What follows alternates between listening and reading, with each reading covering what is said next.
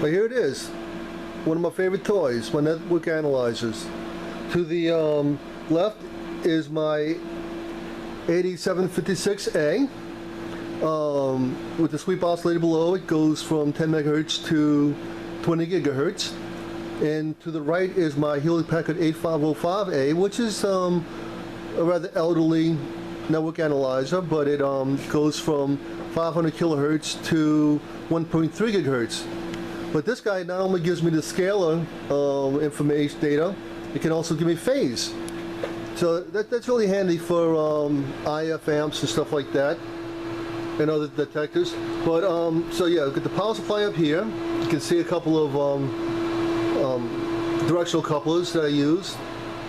Here's the network analyzer and the sweep oscillator, and that's the directional coupler I'm using right now.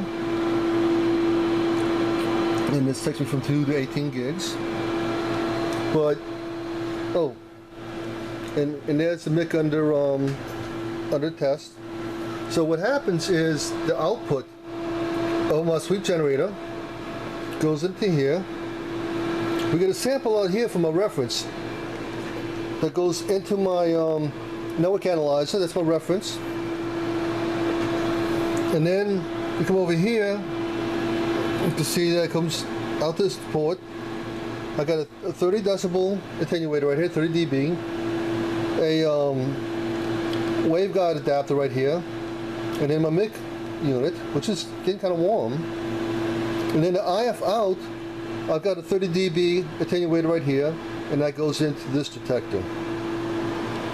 And so if you look at the screen right here, you can see this faint line. That's my return loss. That's what's getting reflected back from the mic. And this is the output of it. No good. Nothing out. I've cranked it all kinds of ways. So in my next video I'm going to dismantle it. I know that the thing had water damage. I opened it up already. So I'm going to explain that. So on to the next segment.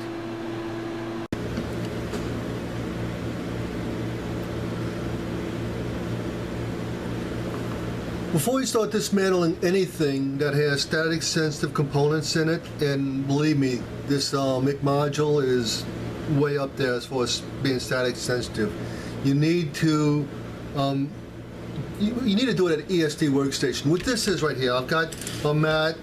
This is a multi-layered ESD mat. I have my wrist strap on. This is going to ground me. I have a wrist strap tester. Okay, that's good. I'm going to plug it in to my workstation. Now I am grounded to the mat. This is a tester for static, and I'm in southern Louisiana, and it's I've checked it. There's no static in this workstation to speak of. It's very low. The meter won't register it. So that's good. Now you need to worry about your tips of your soldering irons. Okay, this is WSP80, and this is the little tester right here. Now let's come on with it. And I have this grounded to my bench.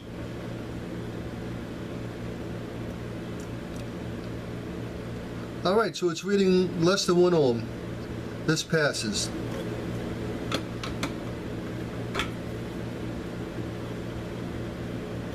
There's another WSP80 with a different tip in it.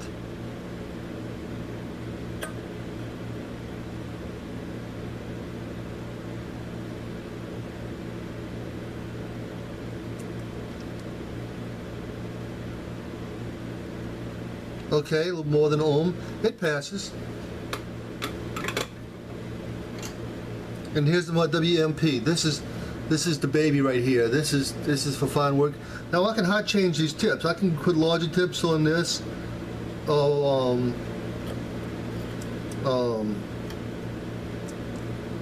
Small tips on my WSP80s.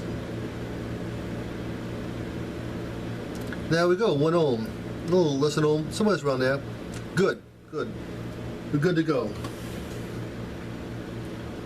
These basic checks are mandatory if you're going to be working with static sensitive components. So now I'll put this guy away.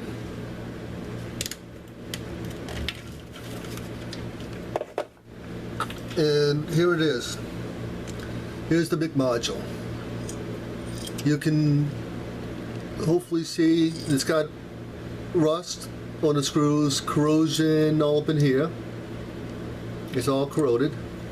So this thing got some moisture in it. You can see the corrosion. So my task at this point is I'm going to dismantle it as far as possible and clean it up, you know, to the best of my ability. It appears that this point right here is the problem. So part of this I'm going to dismantle by hand. I'm going to do my inspection with the microscope. Unfortunately, I don't have a trinocular microscope, so I won't be able to video it. But let's take this a little ways down. Oops. The first thing you want to do is get a UV light. Let's look around. There's no conformal coating on here, which you wouldn't expect with microwave stuff. And I'm looking for any kind of organic stuff left over. Fruta does a pretty good job of cleaning up their boards, or whoever makes it. You can see the organic flux around these components. On these terminals right here. Some of it's me, because I never cleaned up where I got the IF out. You can see evidence this may be corrosion inside of the inside of here where your probe is. So that could be a problem. But all right. So away we go.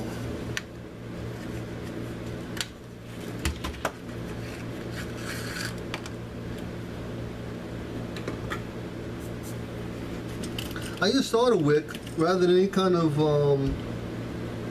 solder sucker for this. In fact, you can't do this without. You know what? Let me shut this thing off. I'm gonna do it with my microscope just to be safe, and I'll come back shortly. All right, so I've dismantled the MIG module to an extent. I removed this board. And just eyeballing it, it looks like this is your local oscillator. You can see right here, this appears to be the varactor diode. This is your tuning coming in. So this is oscillator and one's a buffer, these transistors. This here, you can see the 4 diodes on here. This is definitely a mixer. And I'm pretty sure that this guy right here is one of your RF front ends. And then underneath this cover right here appears to be the actual first stages of amplifier. I'm not really sure what these guys are, but it strongly looks like that's what they are. Although I really can't tell. But well, that's what we got. I'd love to get a hold to a schematic of this thing, but you know, that's pretty hard to get out of Furuno. The schematics for one of these guys. Not that anybody could really work on them.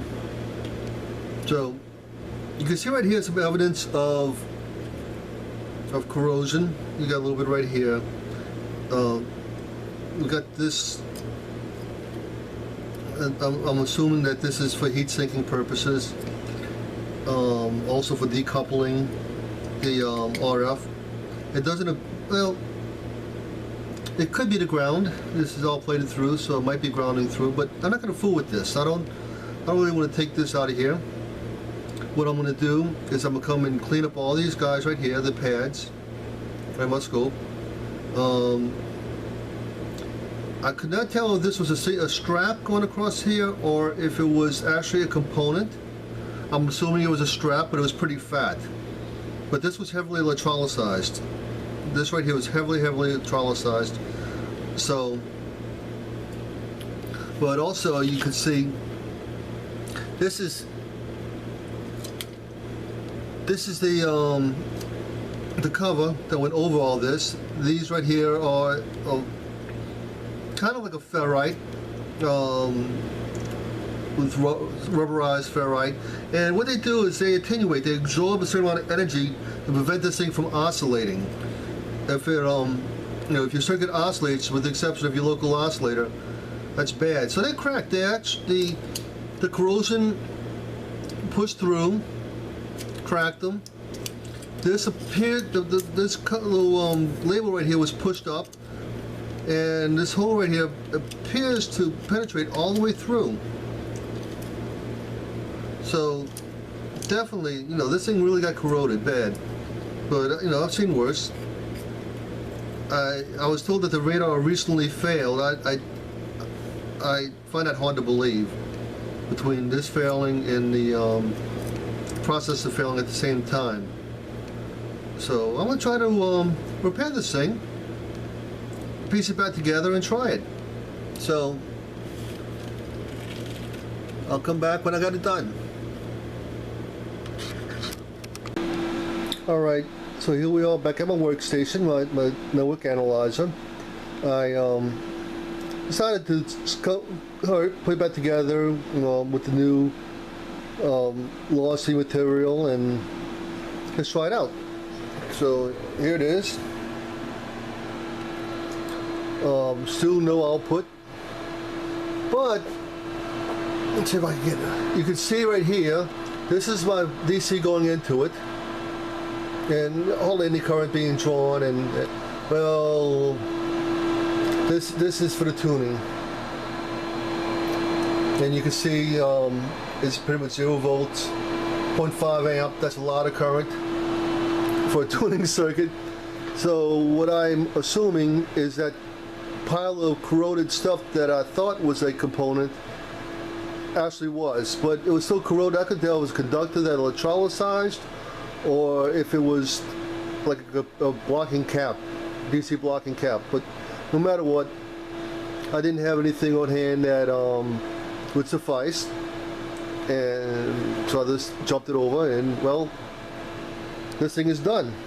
All it is good for show and tell. Well, I tried. See you with the next video.